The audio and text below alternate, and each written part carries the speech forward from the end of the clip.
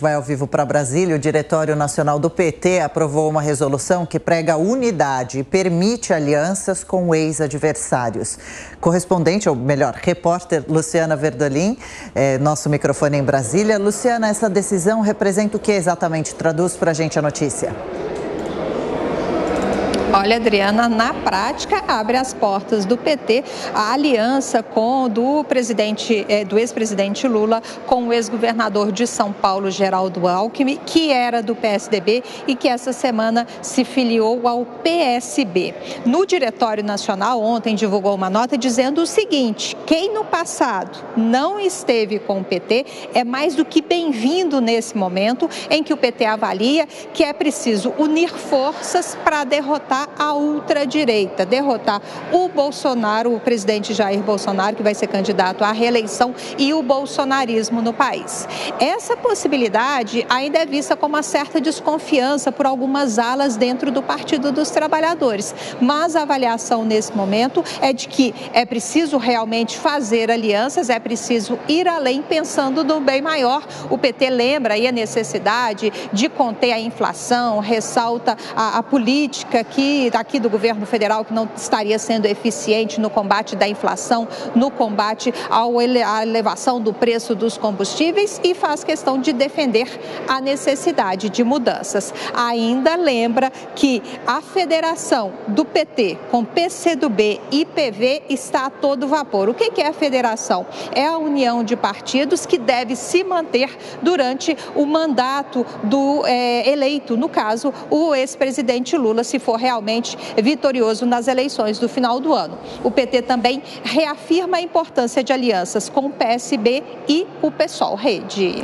Ok, daqui a pouco a Luciana volta com outros destaques de Brasília. Zé, você que também está aí na capital federal, o que significa essa resolução do PT? Por exemplo, essa aliança de Lula com o Alckmin, muito provável, é um exemplo dessa parceria com ex-adversários?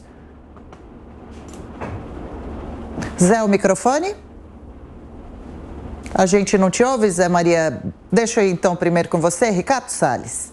Olha, isso aí é o verdadeiro eixo do mal, né? Juntou tudo que não presta na política brasileira embaixo do mesmo guarda-chuva.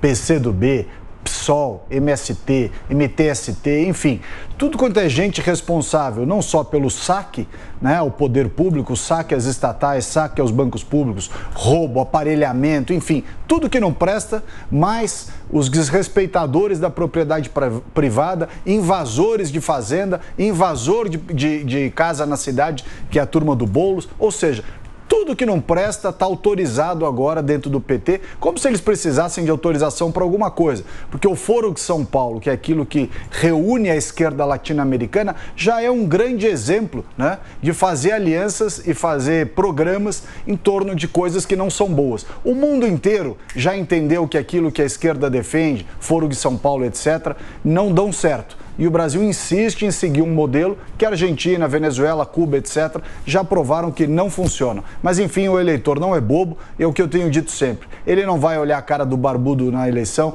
digitar Tereza em confirma de jeito nenhum. Amanda?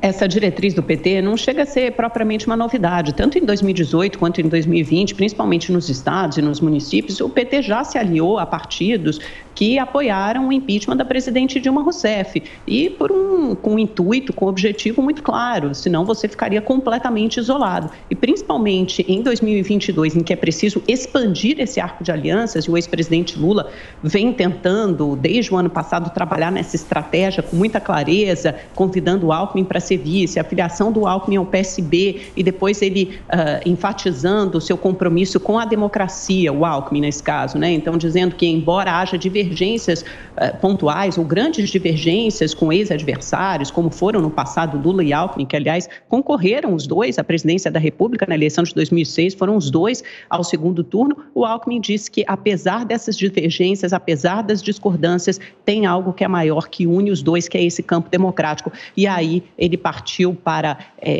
explicar a trajetória histórica do ex-presidente Lula como alguém forjado pela democracia e na democracia, e falando e colocando um ponto aí sim, que você não consegue ultrapassar, né, no governo Bolsonaro, que são os constantes ataques à democracia.